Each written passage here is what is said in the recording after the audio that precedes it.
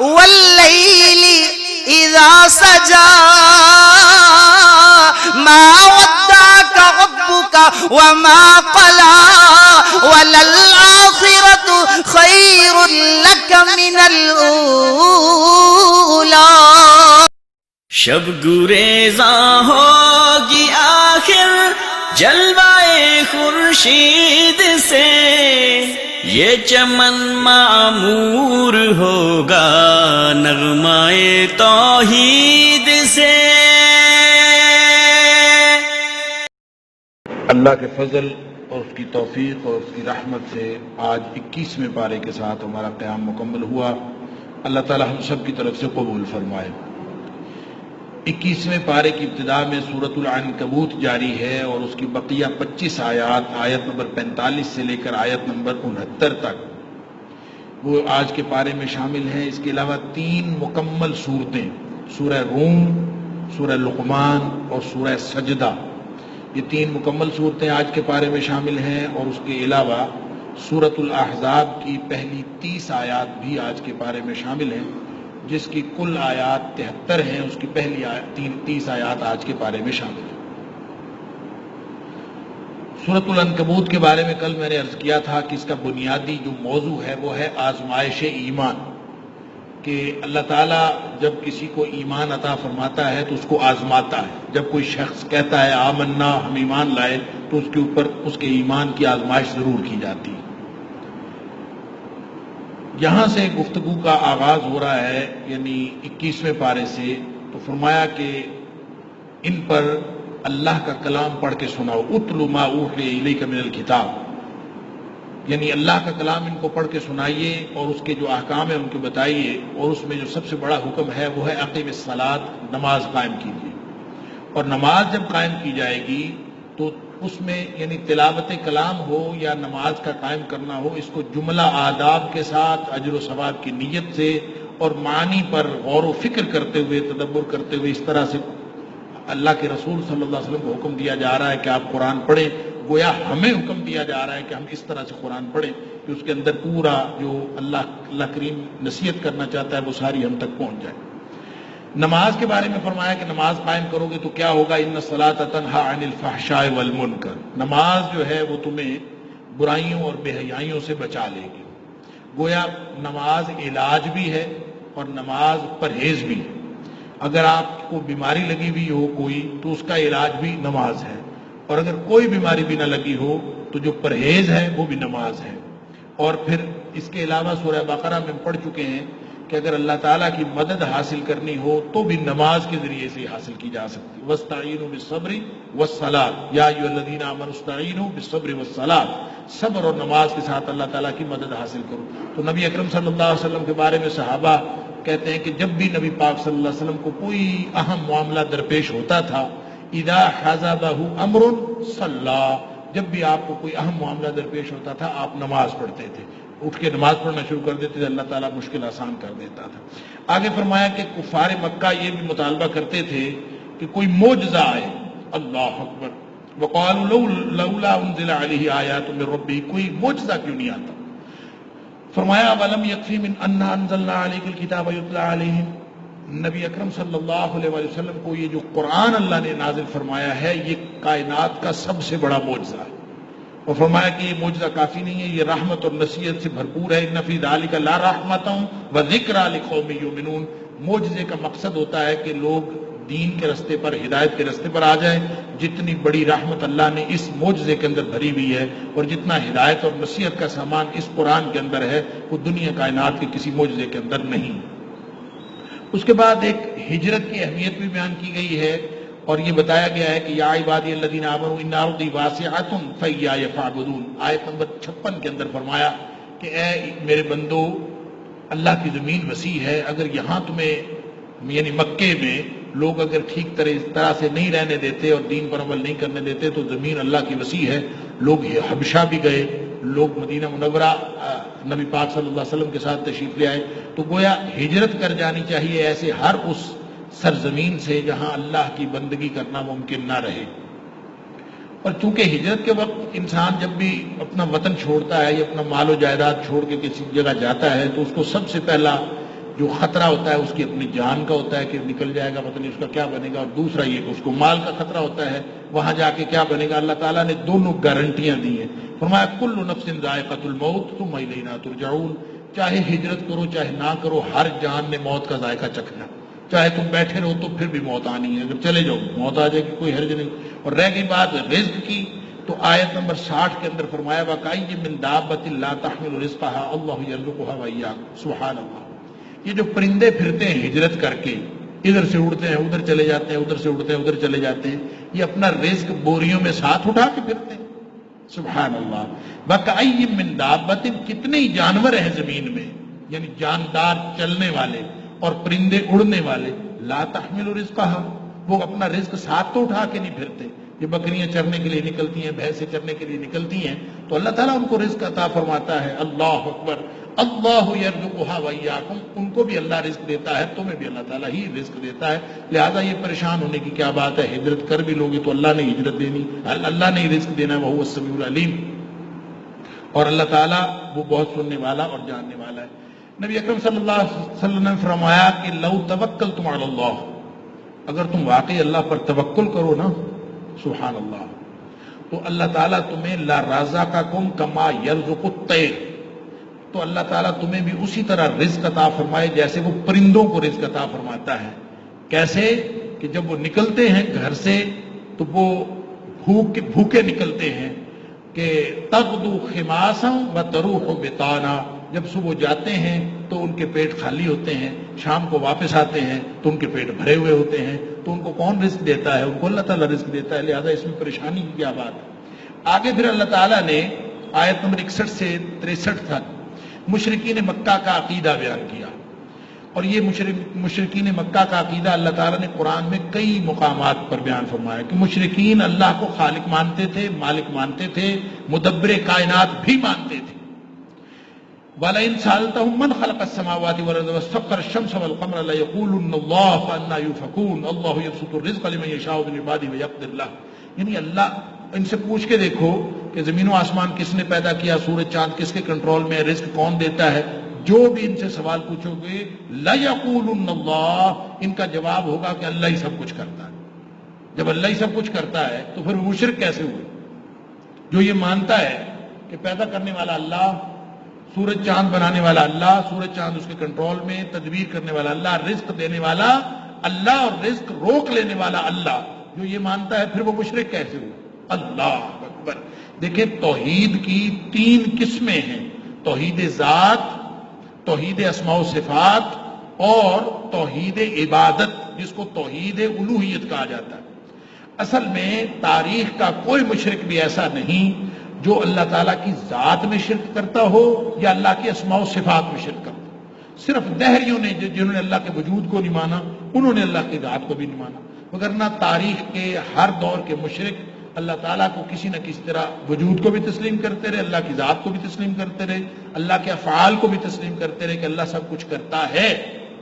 جس چیز کو وہ تسلیم نہیں کرتے اور جو اصل اس میں انہیں فرق ہے نا، وہ یہ ہے، جو ان کو مشرک بناتا ہے وہ یہ چیز ہے کہ وہ ہے جو عبادت اللہ کی کرنی چاہیے وہ اللہ کے علاوہ مخلوق کی کرتے ہیں، عبادت میں شرک کرتے ہیں، توحید الوہیت میں شرک کرتے ہیں، وگرنہ باقی 2 توحیدیں تو سب مانتے ہیں۔ لہٰذا اللہ تعالیٰ نے یہ بار بار جو عقیدہ بیان کیا سورہ عنکبوت کے اندر، سورہ مومنون کے اندر، سورہ زخرف کے اندر، سورہ یونس کے اندر، یہ مختلف جگہوں پہ اللہ تعالیٰ نے کم و بیشی نہیں الفاظ میں یہ عقیدہ بیان کیا کہ ان سے پوچھ کے دیکھو کہ تمہیں پیدا کرنے والا کون ہے، مارنے جلانے والا کون ہے، رزق دینے والا کون ہے، تو یہ کہیں گے اللہ، یا بارش کون برساتا ہے، اللہ برساتا ہے۔ تو پھر اللہ پوچھتا ہے فَأَنَّىٰ يُؤْفَكُونَ، پھر الٹے کدھر مرے جاتے ہو، کدھر پھر الٹے پھرے جاتے ہو؟ جب اللہ ہی سب کچھ کرتا ہے تو پھر اللہ تعالیٰ کے دربار میں آؤ بھی، پھر کسی اور کو کیوں سمجھتے ہو کہ وہ عبادت کے لائق ہے؟ اور وہ عبادت کے سارے امور جو صرف اللہ کے لائق شان ہیں وہ کسی اور کے لائق شان سمجھنا، یہی وہ شرک ہے جس شرک کے اندر مبتلا تھے اس دور کے مشرک، جس کو اللہ تعالیٰ نے سورہ یونس کے اندر بھی اور سورہ زمر کے اندر بھی واضح کیا کہ ان کا شرک کیا تھا۔ وہ کہتے تھے کہ ما نعبدہم الا لیقربونا الی اللہ زلفا، یہ بتوں کے پاس تو ہم صرف اس لیے جاتے ہیں کہ ہمیں اللہ کے قریب کر دیتے ہیں، ان کی بندگی ہم اس لیے کرتے ہیں۔ اور یا پھر سورہ یونس میں اللہ تعالیٰ نے فرمایا وَيَعْبُدُونَ مِن دُونِ اللَّهِ مَا لَا ينفعهم ولا يضرهم، جو ان کو نہ فائدہ دیتے ہیں نہ نقصان پہنچا سکتے ہیں، ان کی بندگی کرتے ہیں۔ وَيَقُولُونَ، جب کوئی پوچھے کیوں کرتے ہو تو کہتے ہیں هَؤُلَاءِ شُفَعَاؤُنَا عِندَ اللَّهِ، یہ اللہ کے ہاں ہمارے سفارشی ہیں۔ یہ ہے اصل میں اس کا شرک۔ لہذا صرف اللہ کو یہ مان لینا کہ اللہ ایک ہے، یہ مان لینا کہ اللہ رازق ہے، اللہ مالک ہے، اللہ مدبر کائنات ہے، یہ مان لینے سے انسان موحد نہیں بنتا۔ انسان موحد اس وقت بنتا ہے جب وہ اللہ کی باتوں کو مانے اور اس کے علاوہ کسی کی بندگی نہ کرے، اس کی بندگی کے اندر کسی کو شریک نہ ٹھہرائے۔ اللہ اکبر۔ پھر آخر پہ اللہ تعالیٰ نے فرمایا کہ جو لوگ اللہ کے راستے میں مشقتیں اٹھاتے ہیں نا، ان کو اللہ تعالیٰ ان کے لیے راہیں کھولتا ہے۔ والذین جاہدوا فینا لنہدینہم سبلنا، جو ہمارے راستے میں مشقتیں اٹھاتے ہیں، سٹرگل کرتے ہیں، لگے رہتے ہیں، ان کو اللہ تعالیٰ راستے آسان کر دیتا ہے۔ جو لوگ خود پڑے رہتے ہیں، محنت نہیں کرتے، کوشش نہیں کرتے، ان کے لیے راستے نہیں کھولتے۔ اس کے بعد سورہ روم ہے۔ سورہ روم بھی مکی سورت ہے، اور اس میں دین کے بنیادی حقائق، حق اور باطل کی جنگ کا فلسفہ اور ایک واقعہ شروع میں بیان کیا ہے، اس کی بنیاد پر حق اور باطل اور یوں یہ دین کا فلسفہ بیان کیا۔ واقعہ یہ ہے کہ اصل میں روم اور فارس یہ دو طاقتیں تھیں اس وقت۔ فارس ایرانی حکومت، اس کو یعنی یوں کہا جا سکتا ہے کہ اس وقت یہ ایک سلطنت فارس تھی، ایک سلطنت روما تھی۔ اس وقت دنیا بائی پولر تھی، یعنی دنیا میں دو طاقتیں تھیں۔ جیسے کچھ عرصہ پہلے روس اور امریکہ دو پول تھے پوری دنیا میں، کچھ ممالک روس کے ساتھ تھے، کچھ ممالک امریکہ کے ساتھ تھے۔ پھر اس کے بعد نیو ورلڈ آرڈر آیا اور امریکہ سپر پاور بن گیا اور دنیا بائی پولر سے یونی پولر بن گئی، ایک بن گئی۔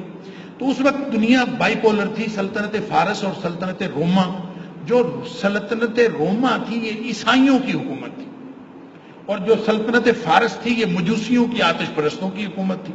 ظاہر ہے مسلمانوں کا قدرتی جھکاؤ جو تھا وہ عیسائیوں کی طرف تھا، اور مسلمان ہمیشہ، چاہے ان کا آپس میں ٹکراؤ یا آمنا سامنا تھا یا نہیں تھا، لیکن مسلمانوں کا جھکاؤ ہمیشہ رومیوں کی طرف۔ تو اس دور میں کوئی روم اور فارس میں جنگ ہوئی، اس جنگ میں فارسی جیت گئے۔ جب فارسی جیت گئے تو مشرکین مکہ جو تھے یہ اپنا قدرتی جھکاؤ رکھتے تھے فارس کی طرف، اور مسلمانوں کا جھکاؤ تھا روما کی طرف۔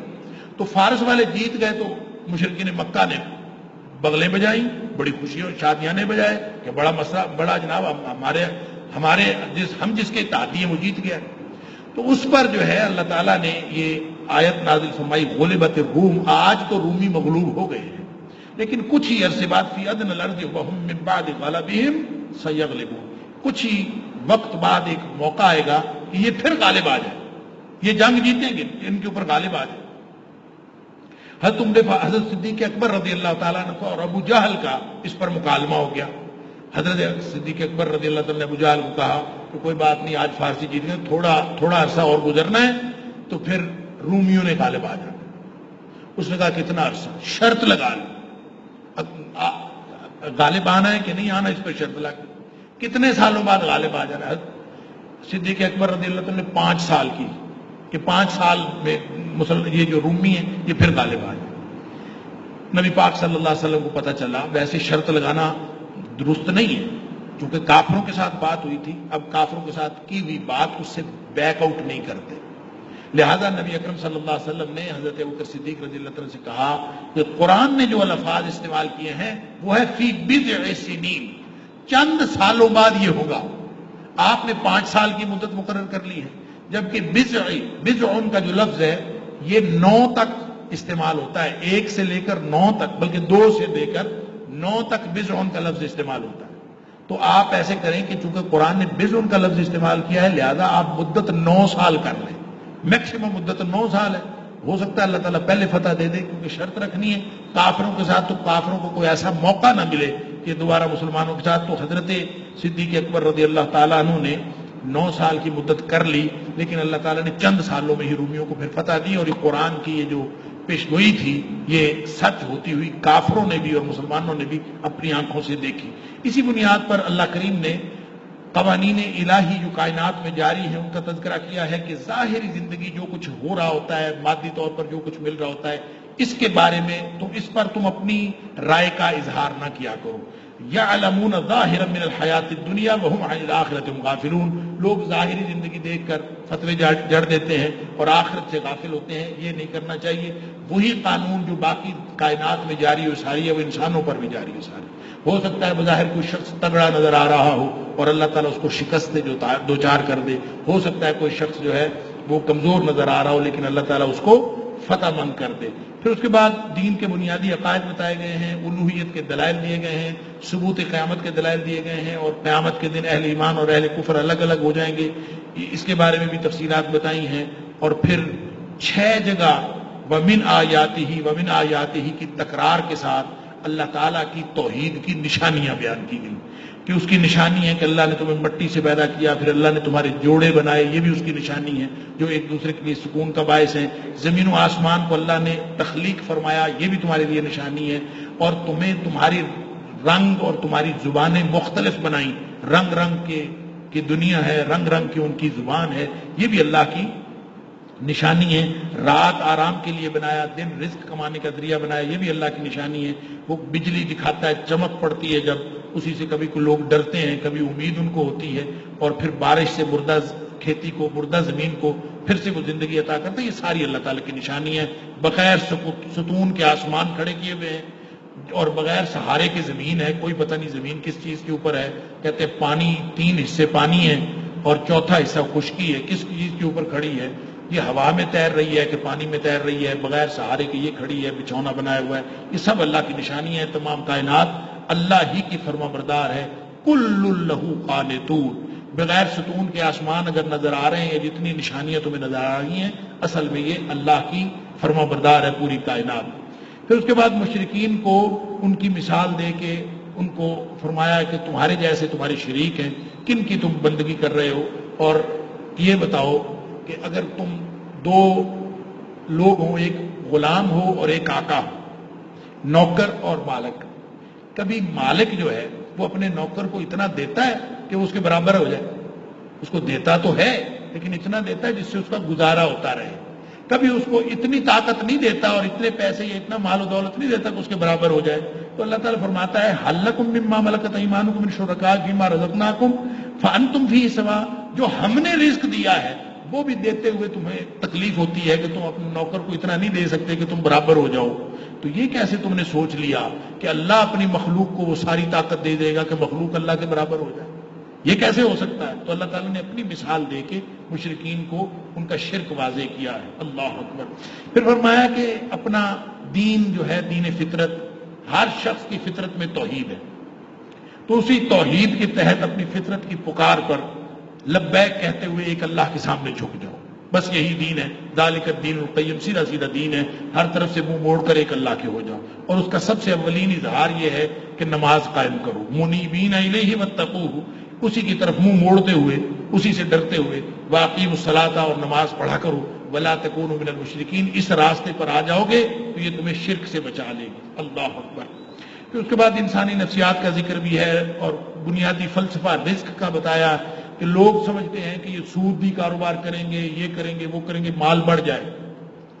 ان کو سمجھ نہیں آتی. ایک طرف اسلام نے زکوٰۃ دینا بتایا ہے, لوگ مال کماتے ہیں سود کے ذریعے.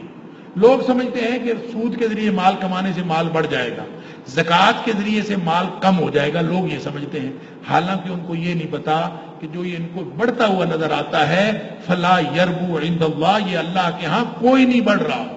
اور جو تم زکوٰۃ دیتے ہو وما آتیتم من زکوٰۃ تریدون وجہ اللہ فاولئک هم المضعفون, جب زکوٰۃ نکل رہی ہوتی ہے تو اصل میں مال ان کا بڑھ رہا ہوتا ہے. بظاہر جو زکوٰۃ نکل رہی ہے 100 میں سے آپ نے 2.5% دے دیا تو باقی 97.5 رہ گئے. بظاہر تو کم ہو رہا ہے. فرمایا نہیں, اصل میں ان کا بڑھ رہا ہے. نبی کریم صلی اللہ علیہ وسلم نے فرمایا ما نقصت صدقۃ من مال, کبھی بھی صدقے سے مال کم نہیں ہوتا. ہمیں بظاہر کم ہوتا نظر آتا ہے لیکن اصل میں اللہ تعالیٰ اس کو بڑھا دیتا. پھر فرمایا کہ زمین میں یہ جو جتنا فساد تمہیں بگاڑ نظر آتا ہے یہ اصل میں لوگوں کے کرتوتوں کی وجہ سے. ظاہر الفساد فی البر والبحر بما کسبت ایدی الناس, لوگوں کے کرتوتوں کی وجہ سے سارا بگاڑ ہے. اگر لوگ اپنے اعمال درست کر لیں تو یہ ساری کائنات اللہ نے انسانوں کی خدمت کے لیے بنائی ہے. هو الذی خلق لکم ما فی الارض جميعا. پھر آگے قدرت الہیہ کے مظاہر مختلف بتائے ہیں.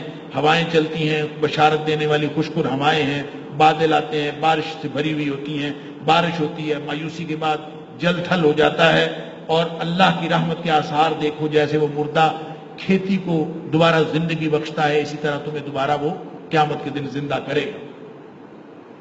اس کے بعد سورہ لقمان ہے.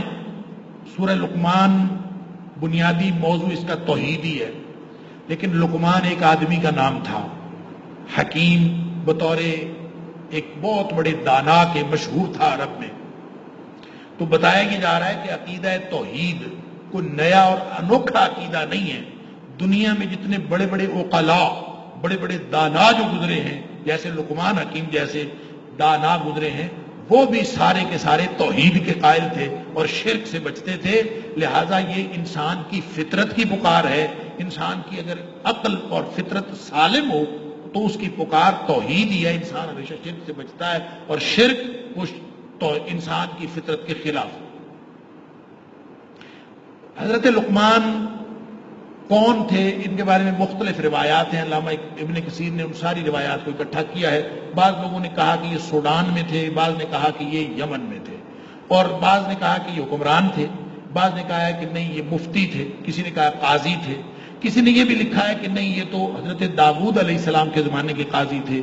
بعض روایتیں یہ ہیں کہ یہ کسی بڑے عہدے پر فائز کبھی بھی نہیں تھے، یہ تو بالکل ادنا سا کام کرتے تھے، بڑھئی تھے یا درزی تھے بالکل، اور لوگوں کی ملازمت بھی کرتے رہے، لیکن اللہ تعالیٰ نے دانائی کمال کی عطا فرمائی تھی. کہتے ہیں کہ کسی نے پوچھا لقمان سے کہ یہ دانائی کیسے ملی ہے، تو انہوں نے کہا مجھے 4 چیزوں سے دانائی ملی. ایک سچائی کی وجہ سے، ایک امانت کی وجہ سے، اور ایک لغو سے، فضول کاموں سے اجتناب کی وجہ سے، اور چوتھی چیز خاموش رہنے کی وجہ سے. یعنی یہ 4 چیزیں دانائی کی بنیاد ہیں. سچائی، ہمیشہ سچ بولو، امانت، کبھی بددیانتی نہ کرو، لغو سے اجتناب، بہم عن اللغو معرضون، یہ تو اہل ایمان کی نشانی ہے جو ہمیشہ فضول باتوں سے پرہیز کرتے ہیں. اور چوتھی بات ہے خاموشی. کہتے ہیں کہ یہ کسی کے ملازم تھے، تو اس نے کہا کہ گوشت، بکری کا گوشت ہوا، تو اس نے کہا کہ گوشت بکری کے جسم کا جو بہترین حصہ ہے نا وہ مجھے لا کے دو. تو کہتے ہیں کہ انہوں نے بکری کی زبان اور بکری کا دل لا کے دے دی. تو پھر اس نے کہا کہ ایسا کرو، جو بکری کے جسم کا بدترین حصہ ہے وہ لا کے دو. پھر زبان اور دل لا کے رکھ. وہ حیران ہو گیا، بدترین بھی ہوئی، بہترین بھی ہوئی. انہوں نے کہا یہی بہترین ہوتا ہے، یہی بدترین ہوتا ہے. زبان اور دل حفاظت ہو جائے تو بہترین ہے، نہ ہو تو یہی بدترین ہے. اللہ اکبر. پھر لقمان نے اپنے بیٹے کو نصیحتیں کی. اللہ نے قرآن بنا کے نازل فرما دیا اور قرآن کا حصہ بنا دیا. قیامت تک کے لیے لوگ پڑھتے رہیں گے کہ لقمان نے اپنے بیٹے کو اذ قال لقمان لابنہ وهو یعظہ. یعنی یہ آیت نمبر 13 سے یہ پورا جو رکوع ہے، اللہ اکبر. بچوں کی تربیت کے حوالے سے، جو بچوں کی اپنے بیٹے کو نصیحتیں کی تھی، تو یہ بچوں کی تربیت کے حوالے سے یہ بہترین ایک نصاب ہے.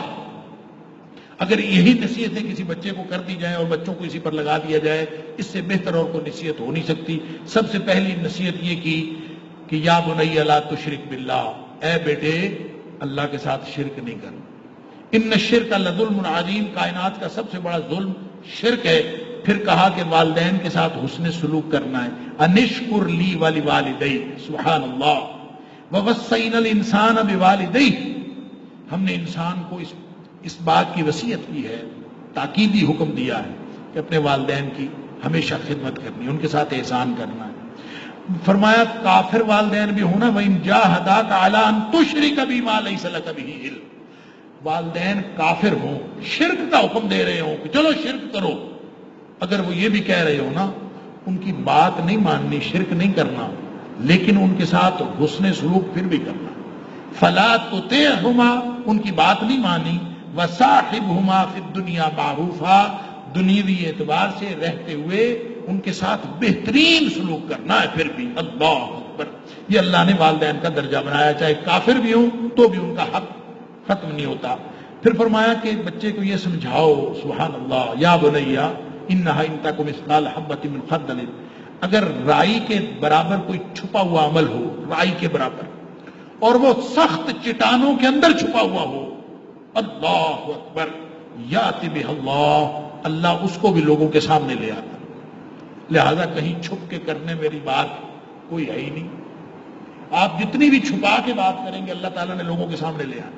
یہ بچوں کو شروع میں سمجھا دیا جائے کہ چھپ کے کرنے والا کوئی عمل نہیں، اللہ سے انسان چھپ نہیں سکتا، تو جو بھی کام کرے گا وہ باہر آ جائے گا۔ پھر نماز قائم کرو، نیکی کا حکم کرتے رہو، برائی سے منع کرتے رہو، صبر کا مظاہرہ کرتے رہو، عزیمت کا کام ہے۔ اور پھر فرمایا کہ لوگوں کو حقیر نہیں سمجھنا، منہ نہیں موڑنا، ولا تصغر خدک للناس، یہ گال پھلانا، تو صغیر خدہ کا لفظی معنی ہے لوگوں کے لیے گال پھلا کے بات نہ کیا کرو۔ یہ جو لوگ یہ سائڈ سے ایسے ٹیڑھا منہ کر کے بات کرتے ہیں، جس سے انسان کے تکبر کا اظہار ہوتا ہے، فرمایا ایسا لوگوں کو حقیر نہیں سمجھنا۔ نبی اکرم صلی اللہ علیہ وسلم نے اپنی پوری حیات طیبہ میں کسی شخص سے یوں کنکھیوں سے دیکھتے ہوئے بات نہیں کی۔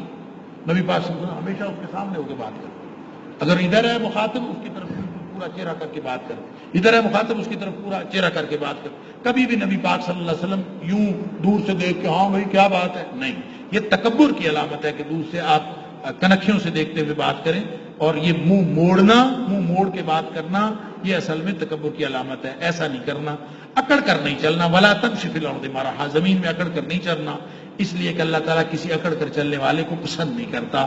اور اپنی چال نرمی رکھو، وقصد فی مشیک، آرام آرام سے چلا کرو، باوقار چال چلا کرو، وغضض من صوتک، اور اپنی آواز دھیمی رکھا کرو، اس لیے کہ سب سے دنیا میں جو بری آواز ہے نا، ان انکر الاصوات لصوت الحمیر، وہ تو گدھے کی آواز ہے، گدھا سب سے اونچا بولتا ہے، تو اگر اونچا بولنا اچھا ہوتا تو پھر گدھے کی آواز اچھی ہوتی، وہ تو ناپسندیدہ آواز ہے۔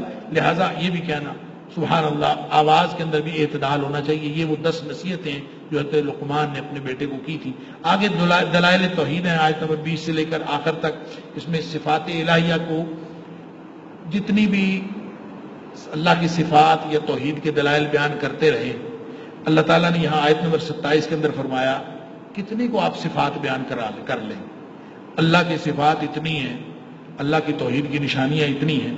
وَلَوْ أَنَّ مَا فِي الْأَرْضِ مِنْ شَجَرَةٍ أَقْلَامٌ، اللہ اکبر، روئے زمین کے درخت اگر قلم بن جائیں اور جتنے سمندر دنیا میں موجود ہیں اس سے 7 گنا ہو جائیں اور وہ سارے سمندر سیاہی بن جائیں تو قلم ختم ہو جائیں گے، لکھتے لکھتے سیاہی ختم ہو جائے گی، اللہ کے کلمات کبھی ختم نہیں ہو سکتے۔ اللہ اکبر، ما نفدت کلمات اللہ، سمندر اور درخت ختم ہو جائیں گے لکھتے لکھتے، اللہ کے کلمات کبھی ختم نہیں ہو سکتے۔ اللہ، آخر پہ فرمایا 5 چیزیں ایسی ہیں جن کا علم سوائے اللہ کے اور کسی کو نہیں۔ ان اللہ عنده علم الساعہ، پہلی چیز ہے قیامت کا علم اللہ کے علاوہ کسی کو نہیں۔ وَيُنَزِّلُ الْغَيْثَ، دوسری بات یہ کہ اللہ ہی بارش برساتا ہے، کل بارش ہونی ہے کہ نہیں ہونی محکمہ موسمیات والے بتا تو دیتے ہیں، اگلے دن کبھی ہو جاتی ہے کبھی نہیں ہوتی، ہونی ہے کہ نہیں ہونی حتمی بات اس کو پتا۔ وَيُنَزِّلُ الْغَيْثَ وَيَعْلَمُ مَا فِي الْأَرْحَامِ، وہی جانتا ہے کہ ماں کے پیٹ کے اندر کیا ہے۔ سبحان اللہ، لوگ کہتے ہیں آج کل الٹرا ساؤنڈ بھی بتا دیتا ہے کہ ماں کے پیٹ کے اندر کیا ہے۔ اصل بات یہ ہے کہ الٹرا ساؤنڈ زیادہ سے زیادہ یہ بتا دیتا ہے کہ لڑکا ہے کہ لڑکی، اس کے علاوہ الٹرا ساؤنڈ نے کیا بتا، بعض بات یہ بھی بتا دیتا ہے کہ بچہ ڈیمیجڈ ہے، یعنی بچہ معذور ہوگا، کچھ چیزیں محدود چیزیں بتا دیتا ہے، لیکن یعلم ما فی الارحام، ایک تو بات یہ ہے کہ الٹرا ساؤنڈ جو کچھ بتاتا ہے اس کا رزلٹ غلط بھی ہو جاتا ہے، لیکن بعض اوقات صحیح بھی ہو جاتا ہے۔ صحیح بھی ہو تو بڑا ہی محدود معلومات ہیں جو الٹرا ساؤنڈ دیتا ہے، جو پورا اس کی شکل و صورت کیسی ہے، اس کا رنگ کیسا ہے، اس کی سکن کیسی ہے، اس کے جتنی اس کی معلومات ہیں وہ سوائے اللہ کے اور نہ کوئی جان سکتا ہے، اور نہ کوئی ایسی مشین کبھی پیدا ہو سکتی ہے۔ وَمَا تَدْرِي نَفْسٌ مَاذَا تَكْسِبُ غَدًا، اور ایک بات یہ ہے، چوتھی بات یہ کہ کل کوئی آدمی کیا کرے گا، آنے والے کل کوئی کیا کرنے والا ہے سوائے اللہ کے اور کسی کو نہیں پتا۔ وَمَا تَدْرِي نَفْسٌ بِأَيِّ أَرْضٍ تَمُوتُ، اور نہ ہی کوئی جان یہ جانتی ہے کہ اس نے مرنا کہاں ہے، کس سرزمین پر اس کی موت آنی ہے، اللہ کے علاوہ کوئی نہیں جانتا۔ ان اللہ علیم خبیر، بے شک اللہ تعالیٰ وہی جاننے والا اور وہی خبر رکھنے والا۔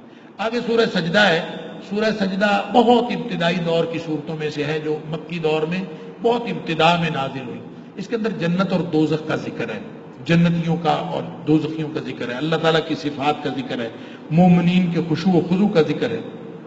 آپ سن رہے تھے قاری صاحب، اللہ تعالیٰ کے خشوع و خضوع میں اور برکت عطا فرمائے، ان کی آواز رند گئی، ان سے پڑھا نہیں جا رہا تھا، اور یہ سورہ سجدہ تھی جب وہ پڑھ رہے تھے. نبی اکرم صلی اللہ علیہ وسلم کا معمول تھا کہ اس سورت کو جمعے کا دن فجر کی نماز کی پہلی رکعت میں آپ پڑھا کرتے تھے، اور یہ نبی پاک صلی اللہ علیہ وسلم کا عام معمول تھا، اس لیے کہ اس میں جنت دوزخ کا ذکر ہے. اور نبی پاک صلی اللہ علیہ وسلم نے فرمایا قیامت جمعے والے دن آنی، اور لوگ اپنی آخرت کو یاد کریں، جنت دوزخ کو یاد کریں، اس لیے اللہ تعالیٰ نے اس کے اندر یہ ذکر کیا. اور نبی پاک صلی اللہ علیہ وسلم نے معمول بنایا ہوا تھا کہ جمعہ کے دن فجر کی پہلی رکعت میں پڑھتے تھے.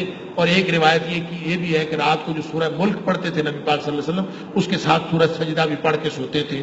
بہرحال اس کے اندر جزا و سزا کا بھی ذکر ہے، اور بتایا کہ خالق کائنات بھی وہی ہے، مدبر کائنات بھی وہی ہے. مدبر کا مطلب ہوتا ہے تدبیر کرنے والا. جو کچھ ہو رہا ہے نا، ایک تو نا تخلیق کر کے، جیسے ہندوؤں کا خیال ہے برہما کے بارے میں کہ وہ پیدا کر کے سو گیا ہے، اب اس کا کوئی تعلق نہیں. تو اللہ تعالیٰ خالق بھی ہے، مدبر بھی ہے. جو کچھ ہو رہا ہے یہ بھی اللہ تعالیٰ کے حکم سے ہو رہا ہے. اللہ اکبر. اور پھر تخلیق انسانی کے مراحل بھی بتائے ہیں. پھر منکرین قیامت کا رد کیا ہے، اور مجرمین کی ذلت کا بیان ہے کہ قیامت کے دن وَلَوْ تَرَىٰ إِذِ الْمُجْرِمُونَ نَاكِسُو رُءُوسِهِمْ عِندَ رَبِّهِمْ، قیامت کے دن مجرمین اللہ کے سامنے کھڑے ہوں گے اور التجا کر رہے ہوں کہ رب اے اللہ ہمیں تھوڑی سی مہلت دے دے، ایک دفعہ پھر بھیج دے واپس. اللہ اکبر. نعمل صالحا انا موقنون، اب ہمیں یقین آ گیا ہم واپس جائیں گے تو اب ہم اچھے عمل کریں گے. اللہ تعالیٰ فرمائے گا کہ اگر ہم چاہتے تو دنیا میں سب کو ہدایت دے دیتے، لیکن اصل میں امتحان کرنا ہے. امتحان کے بعد جو فیل ہوں گے ان کو جہنم میں پھینکنا ہے. جہنم سے بھی وعدہ کیا ہے تجھے بھرنا ہے. اللہ اکبر. فذوقوا بما نسیتم لقاء یومکم ھذا، لہذا آج اسی طرح اللہ تعالیٰ فرماتے ہیں کہ ہم تمہیں بھول جائیں گے جس طرح دنیا میں تم نے ہمیں بھلایا ہوا تھا، ہم تمہیں جہنم میں پھینک کے بھول جائیں گے. اللہ. ایمان رکھنے والے کون ہیں؟ وہ ایسے لوگ ہیں جو اپنے رب سے ہر وقت ڈرتے رہتے ہیں، اپنے رب کی تسبیح بیان کرتے رہتے ہیں، اور پھر راتوں کو ان کی پشتیں بستروں کو نہیں لگی رہتی، ان کے بستروں سے ان کی پشتیں الگ رہتی ہیں، اور وہ اپنے رب کو پکارتے رہتے ہیں. خوفا و طمعا، جہنم کے عذابوں سے ڈرتے ہیں، اللہ سے پناہ مانگتے ہیں کہ اللہ جہنم سے بچا لے، جنت کی امید رکھتے ہیں، لالچ رکھتے ہیں، دعائیں کرتے ہیں، اور وہ راتوں کو اٹھ کے بندگی کرتے ہیں. فرمایا یہ وہ لوگ ہیں اور ہمارے دیے ہوئے رزق میں سے خرچ کرتے ہیں، اور ان کو یہ بھی نہیں پتا کہ اللہ نے ان کی آنکھوں کی ٹھنڈک کے لیے کیا کچھ بنایا. کچھ نہیں دیکھا، بغیر دیکھے لگے ہوئے دعائیں کرنے کہ اللہ تو ہماری آنکھیں ٹھنڈی کر. اللہ تعالیٰ فرماتا ہے یہ مومن اور یہ کافر یہ برابر ہو سکتے ہیں؟ اللہ کے سامنے عاجزی کرنے والے اور فاسق و فاجر کیسے برابر ہو؟ لا یستوون، یہ کبھی برابر نہیں ہو سکتے. جو نیک اعمال کرنے والے ان کو اللہ جنت میں لے جائے گا، جو برے اعمال کرنے والے ان کو اللہ تعالیٰ جہنم میں پھینک دے گا. جہنمی جہنم سے نکلنا چاہیں گے، اللہ اکبر، ان کو واپس پھر پھینک دیا جائے گا. ان کو کہا جائے گا کہ یہ عذاب چکھو، ذوقوا عذاب النار الذی کنتم بہ تکذبون، جس کو تم دنیا میں جھٹلاتے تھے. کہاں جنت کہاں دوزخ، ایسے مولویوں نے بنائی ہوئی ہیں جس کا تم دنیا میں جھٹلاتے تھے، آج اس کا مزہ چکھو. اور اللہ فرماتا ہے بڑے عذاب کے علاوہ چھوٹے چھوٹے عذاب بھی ہم چکھاتے رہتے ہیں تاکہ یہ واپس آ جائیں، لیکن لوگ واپس ہی نہیں آتے. اس سے بڑا ظالم کون ہوگا جو اللہ تعالیٰ کی آیات سن کر بھی منہ پھیر لے. اللہ اکبر. آخر میں فرمایا انکار کرنے والوں کو دھمکی دی ہے، فَأَعْرِضْ عَنْهُمْ وَانتَظِرْ إِنَّهُمْ مُنتَظِرُونَ. اے حبیب صلی اللہ علیہ وسلم، کوئی نہیں مانتا نہ مانے، آپ ان کا پیچھا چھوڑ دیں، ان کی طرف سے منہ موڑ لیں اور ان سے کہیں کہ انتظار کرو، ہم بھی انتظار کر رہے ہیں. گویا دھمکی ہے کہ تمہارے اوپر اللہ کا عذاب آنے والا ہے. آگے سورہ احزاب ہے، اور سورہ احزاب بنیادی طور پر غزوہ احزاب آپ نے سنا ہوگا کہ جنگ خندق جس کو کہتے ہیں، 5 ہجری میں ایک جنگ ہوئی تھی جہاں بہت سارے لشکر مل کے آ گئے تھے، اور اس مدینے کی چھوٹی سی بستی کو طاقت و تاراج کرنے کے لیے ان لوگوں نے پلان کیا تھا. 10,000 کا لشکر آیا. نبی اکرم صلی اللہ علیہ وآلہ وسلم نے خندق کھود لی حضرت سلمان فارسی رضی اللہ تعالیٰ عنہ کے مشورے سے، اور مدینے کو محفوظ کر لیا. آپ اس اور وہ اتنا مشکل مرحلہ تھا کہ خندق کھودنے میں بھی کئی دن لگ گئے. مسلمان جو تھے بھوکے پیاسے بھی تھے، شدید سردی کا موسم تھا. اور پھر جب انہوں نے محاصرہ کر لیا تو محاصرہ بھی مہینہ بھر جاری رہا، اور وہاں مسلمان جو تھے وہ کفار کے مقابلے میں خندق کے اس طرف تھے اور وہ اس طرف تھے. مسلمانوں کے پیچھے مدینہ مسلمانوں کی بستی تھی، اس کے پیچھے یہودیوں کی بستیاں تھیں. یہودیوں کی بستیوں کے ساتھ ان کے ساتھ معاہدہ تھا کہ وہ مسلمانوں کے ساتھ میثاق مدینہ ہوا تھا کہ انہوں نے مسلمانوں کے خلاف نہیں اٹھنا.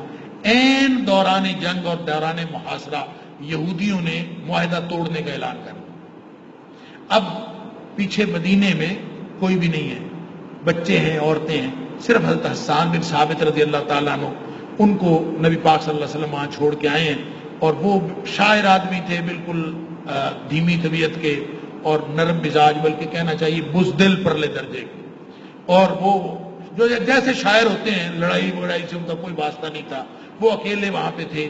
تو جب پتہ چلا عین میدان جنگ میں مسلمان ایک تو خود مشکل حالات میں، لشکر اتنا بڑا، حالات اتنے خراب تھے، اور اس وقت جب پتہ چلا کہ انہوں نے یہ کام یعنی انہوں نے بدعہدی کا اعلان کر دیا ہے، تو اس وقت ایسے لگے کہ اب ہمارے بچے اور عورتیں وہ بھی غیر محفوظ ہو گئے، اب کیا کریں. تو صحابہ کرام کہتے ہیں کہ ہم جب بھی کوئی مشکل ہوتی تھی نا تو ہم بھاگ کے نبی پاک صلی اللہ علیہ وسلم کے پاس جاتے تھے. نبی پاک صلی اللہ علیہ وسلم کچھ نہ کچھ ارشاد فرما دیتے تھے، ہماری مشکل دور ہو جاتی، حل ہو جاتی، ہماری پریشانی دور ہو جاتی تھی. لیکن یہ غزوہ احزاب کے موقع پر جب پتہ چلا کہ دشمنوں نے اور یہودیوں نے بدعہدی کر دی ہے، تو ہم نے جا کے نبی پاک صلی اللہ علیہ وسلم کو بتایا. تو نبی کریم صلی اللہ علیہ وسلم نے اس پریشانی کے عالم میں کچھ بھی نہیں فرمایا، بلکہ آپ کپڑا اوڑھ کر لیٹ گئے. آپ نے اپنے چہرہ مبارک جو تھا اس کے اوپر چادر لی.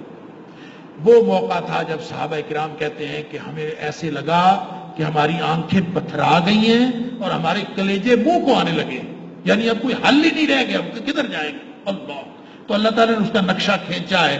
وَإِذْ زَاغَتِ الْأَبْصَارُ وَبَلَغَتِ الْقُلُوبُ الْحَنَاجِرَ. اس وقت کو یاد کرو جب آنکھیں پتھرا گئی تھیں اور تمہارے کلیجے منہ کو آنے لگے تھے، اور اس وَتَظُنُّونَ بِاللَّهِ الظُّنُونَ، تم اللہ کے بارے میں عجیب و غریب گمان کرنے لگے تھے. اس وقت اللہ تعالیٰ نے تمہاری مدد کی. هُنَالِكَ ابْتُلِيَ الْمُؤْمِنُونَ وَزُلْزِلُوا زِلْزَالًا شَدِيدًا. اصل میں اللہ نے اس وقت مومنوں کا امتحان کیا تھا اور ان کو ہلا کے رکھ دیا تھا. اور یہ امتحان، یہ اللہ تعالیٰ نے آیت نمبر 9 سے 27 تک اس غزوہ احزاب کا ذکر کیا ہے. لیکن شروع میں نبی اکرم صلی اللہ علیہ وآلہ وسلم کو یعنی مختلف جو معاشرتی اور اخلاقی ضابطے بھی اس کے اندر بیان ہوئے ہیں. ازواج مطہرات کے حوالے سے اس کے اندر بیان ہے. نبی پاک صلی اللہ علیہ وسلم کی امتیازات کی بات ہے کہ آپ عام انسانوں کی طرح نہیں ہیں. نبی پاک صلی اللہ علیہ وسلم سب سے زیادہ امت میں حق رکھتے ہیں. امت کے کسی امتی کا اپنی جان پر اتنا حق نہیں ہے جتنا اس کے اوپر نبی پاک صلی اللہ علیہ وسلم کا. اور پھر یہاں پہ دو مسئلے اور بھی سمجھائے. فرمایا کہ کبھی کسی آدمی کے پیٹ میں 2 دل دیکھے، یعنی قرآن نے کیا سبحان اللہ انداز ہے. ما جعل اللہ لرجل من قلبین فی جوفی. کبھی کسی شخص کے پیٹ میں اللہ نے 2 دل نہیں بنائے. اصل میں 2 مسئلے سمجھائے یہ کہہ کے. ایک تو وہ مسئلہ سمجھایا ہے جس کو زہار کہتے ہیں، ایک وہ مسئلہ سمجھایا ہے جو متبنہ کا مسئلہ ہے. دیکھیں، ایک تو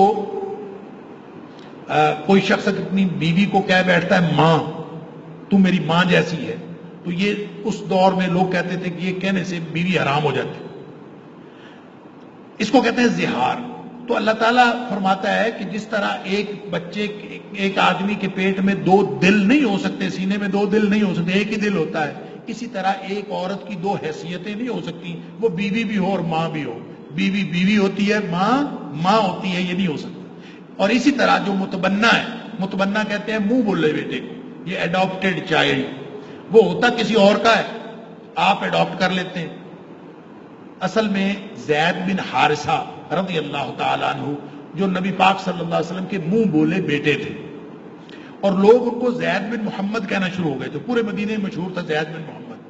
اور بعد میں مسئلہ تھا، نبی پاک صلی اللہ علیہ وسلم نے اپنی کزن کے ساتھ شادی کر دی، زینب بنت جاش کے ساتھ، حضرت زید کی. اور بعد میں حضرت زید نے طلاق دے دی. یہ بھی سورہ احزاب کے اندر مسئلہ آگے بیان ہوا ہے. حضرت زید نے طلاق دے دی. نبی پاک صلی اللہ علیہ وسلم کو اللہ تعالیٰ نے بتا دیا تھا بذریعہ وحی کہ زید طلاق دے دیں گے تو آپ نے شادی کرنی. اب زید بن محمد مشہور تھے کہ بیٹے ہیں، تو بیٹے کی متعلقہ سے باپ شادی کر لے، یہ تو بڑا ایک عجیب معاملہ تھا. تو نبی پاک صلی اللہ علیہ وسلم کو خود بھی انقباض تھا کہ میں شادی نہ کروں.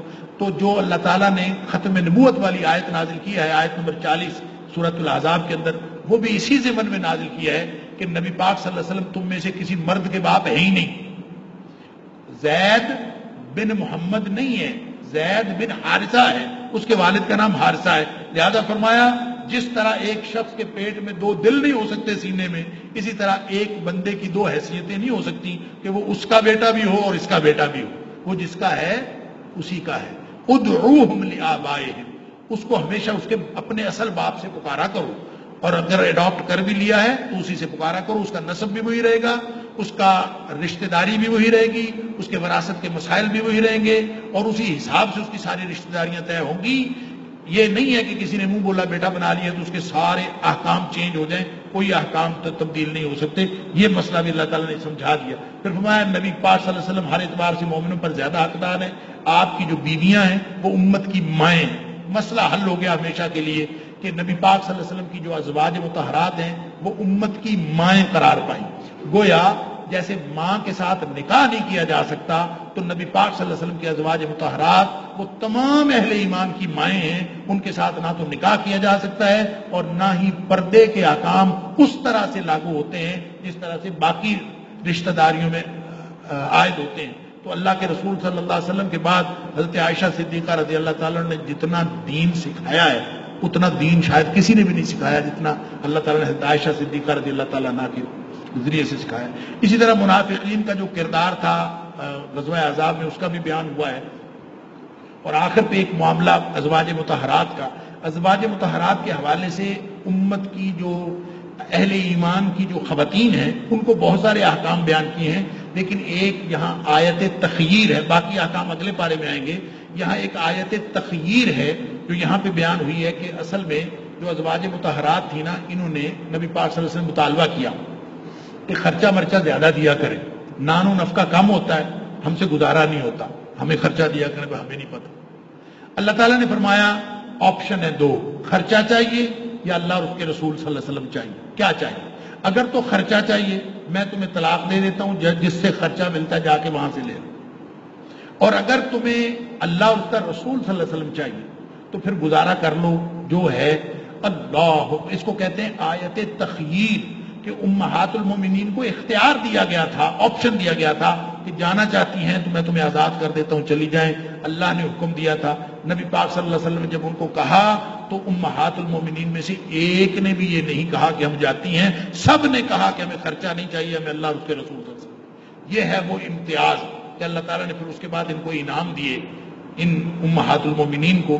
اور ان میں سے ایک انعام جو اگلے پارے میں اس کا ذکر آئے گا وہ یہ کہ اللہ تعالیٰ نے نبی پاک صلی اللہ علیہ وسلم پر پابندی لگا دی کہ آج کے بعد آیت تخییر میں جن خواتین نے اللہ اور اس کے رسول صلی اللہ علیہ وسلم کا انتخاب کیا ہے، اب آج کے بعد نہ تو ان کو طلاق دی جا سکتی ہے، نہ اس کے علاوہ کسی اور کو بیوی بنایا جا سکتا ہے تاکہ ان کا امتیاز ختم نہ ہو.